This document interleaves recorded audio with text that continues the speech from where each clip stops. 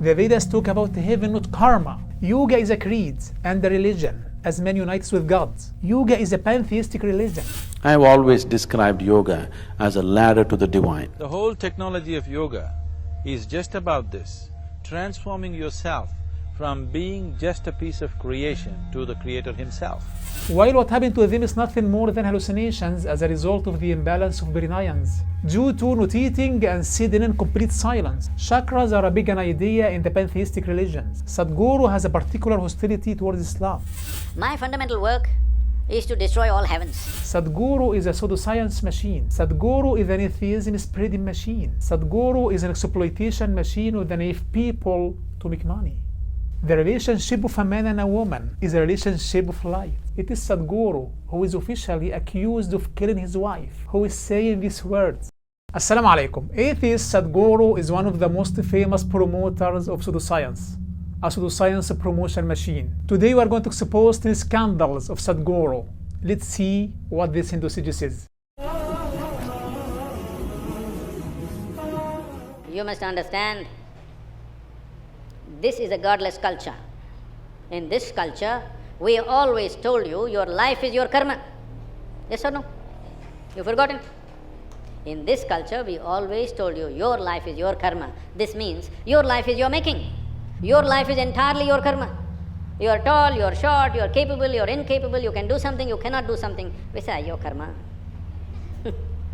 We've been telling you forever, your life is entirely your making. The Hindu culture promoted by Sadhguru is a godless culture. You must understand, this is a godless culture.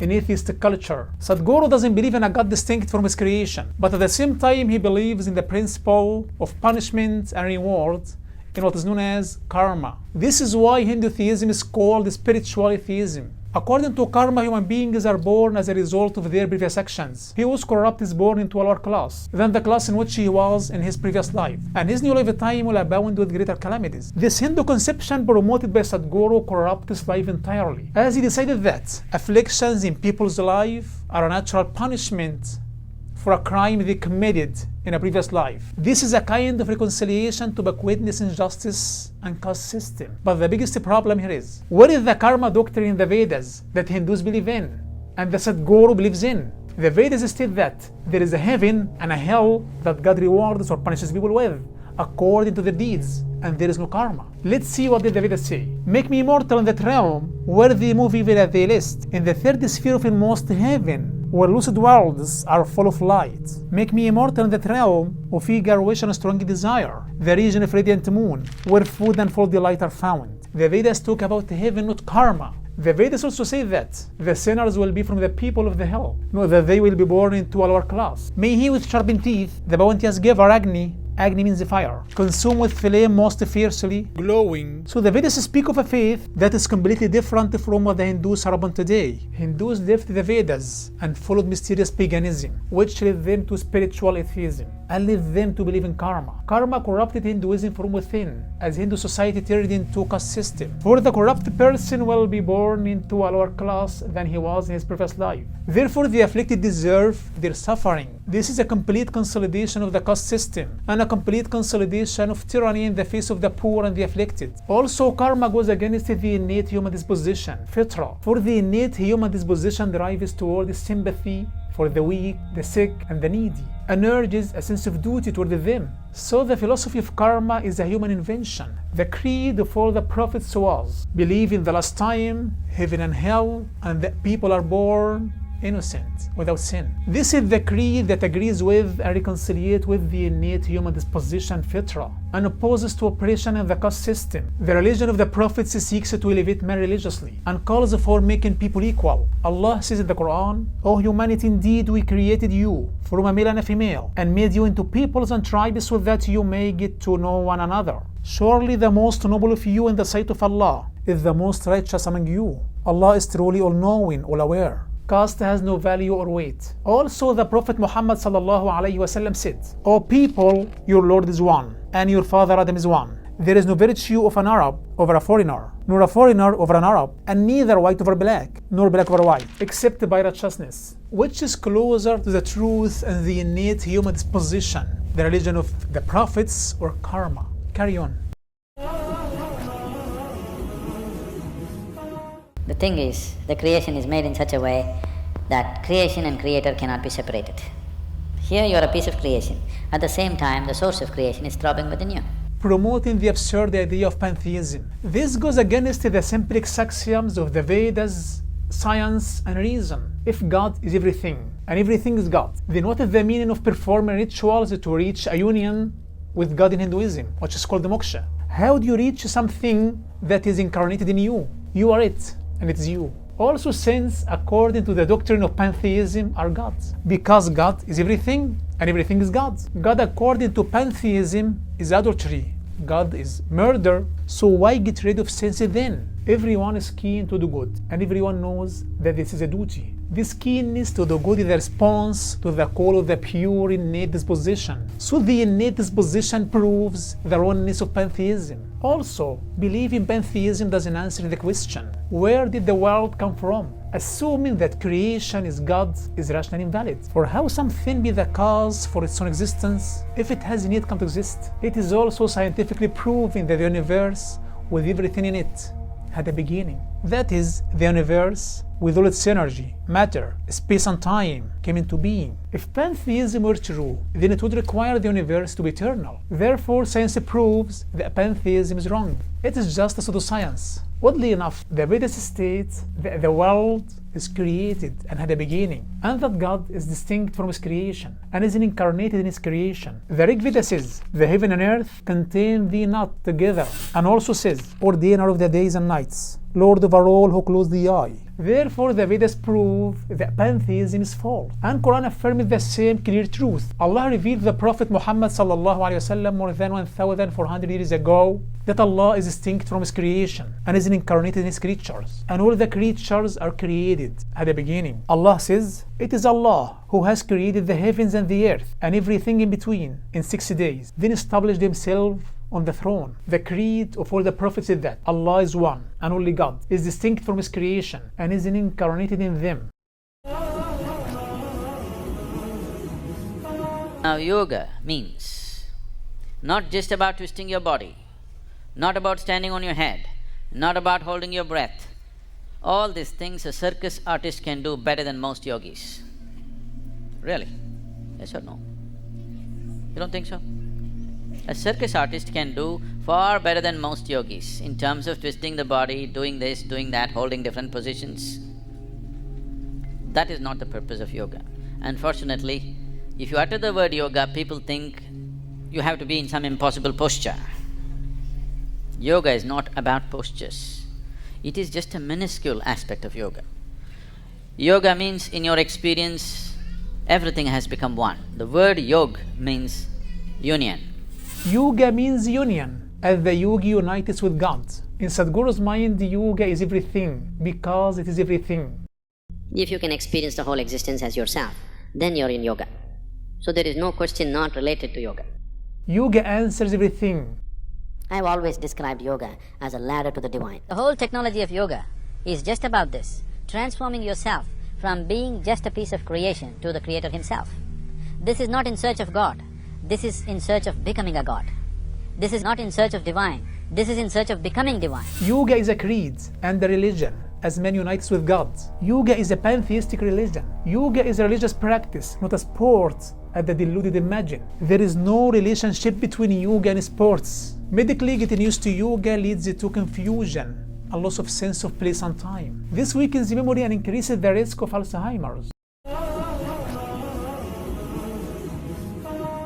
Meditation is a phenomenal empowerment that you can do whatever is needed in the world. Meditation for Hindus is kind of stillness, emptying the mind of thoughts and silence in it. Silence your mind during yoga. These strange static meditation poses which appeared in the post-Vedic era affected the thinking of practitioners, whereby they began to have hallucinations and fantasies, and demons began to tamper with their minds. Some of them think they have acquired knowledge, while what happened to them is nothing more than hallucinations as a result of the imbalance of brain ions, due to not eating and sitting in complete silence. Meditation with extreme hunger and low blood glucose levels only to hallucination and a delusional hallucinogenic euphoria. Psychiatrist Donovan Rockcliffe has confirmed The thoughts that arise as a result of these practices are indifferent from delusional disorders caused by hallucinations. Sadhguru is promoting hallucinations. Carry on, O pseudoscience merchant. What is unseen for a large segment of humanity became a normal part of his vision. That's what third eye means. So people say when Shiva opened his third eye, it was a fiery process, fire came out of it. Sadhguru teaches people stupid pagan superstitions, the third eye.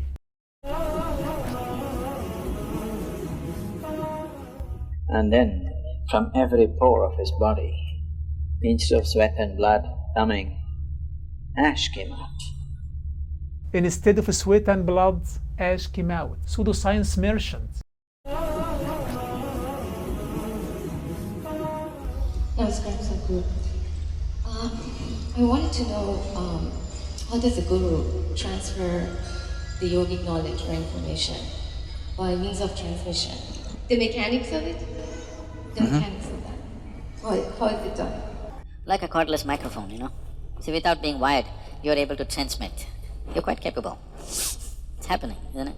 So how? See, of the 114 chakras that are there in the body.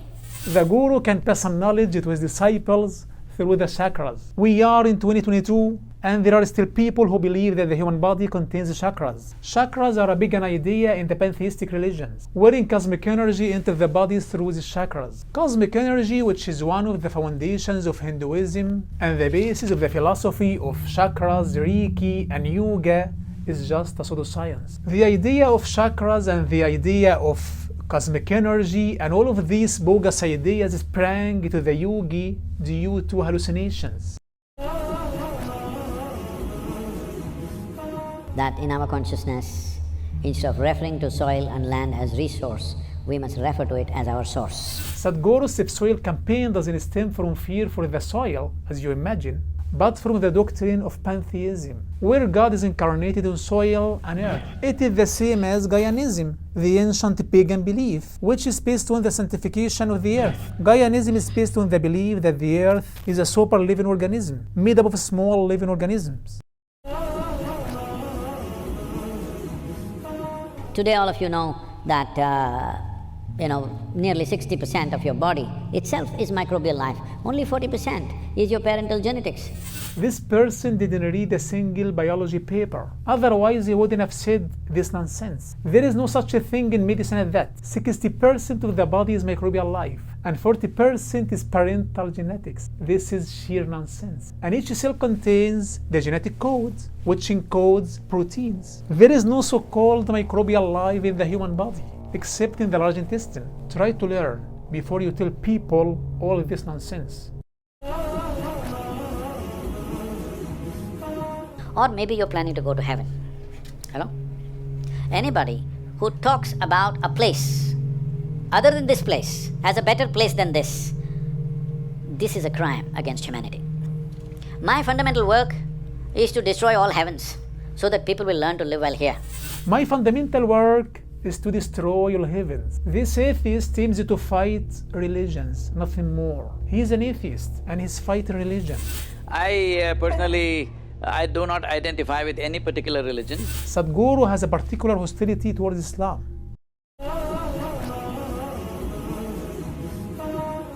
Islamic invasions, they've done terrible things to us.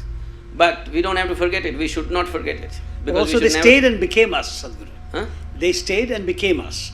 There were some invaders who came and looted and left. But for many of the people, such as the emperor who built the Taj Mahal, they are us. They are part of our soil, assimilated into our culture. Say, I want you to know, if there was no World War II, British also would have stayed. So that doesn't mean that happened because of their love for you. No, but Sadhguru, they sent everything from here back to England. Whereas these people, even whatever they looted, they spent here. There is a difference. That is because it's another time when there were no ships. Technical problem, isn't it? There were ships. Transportation issues. Sadhguru is an anti-Islam fanatic who incites hatred. That is why the Hindu fanatics promote him to make him famous in the world. He is just a hateful fanatic, delivering incendiary anti-Islam rhetoric. And therefore there are people with hidden agendas who use him to increase Islamophobia in the West.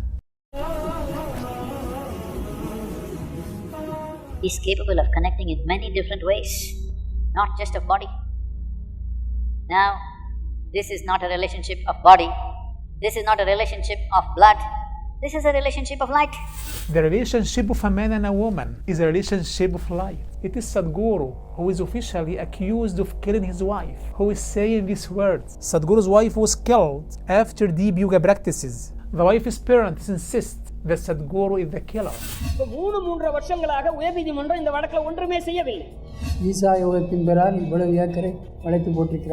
The relationship between a man and a woman is the relationship of light.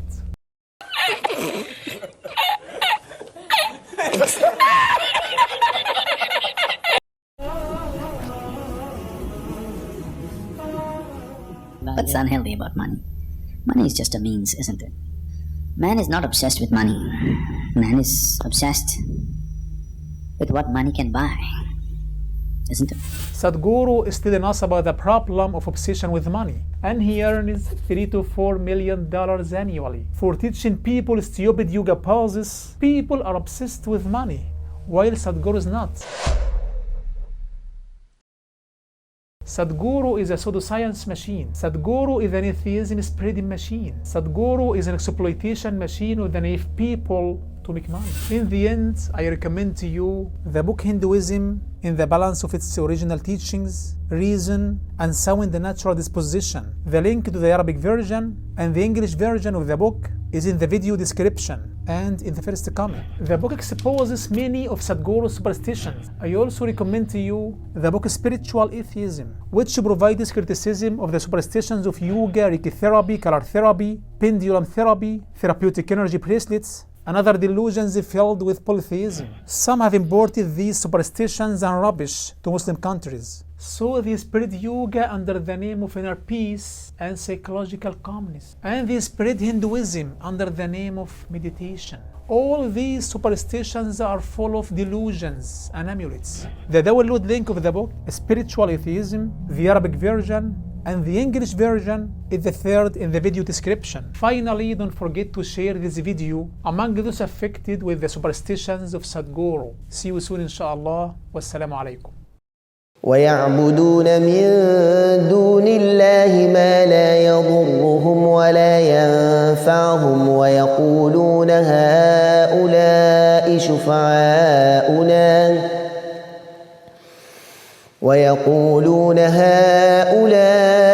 شفعاؤنا عند الله قل أتنبئون الله بما لا يعلم في السماوات ولا في الأرض سبحانه وتعالى عما يشركون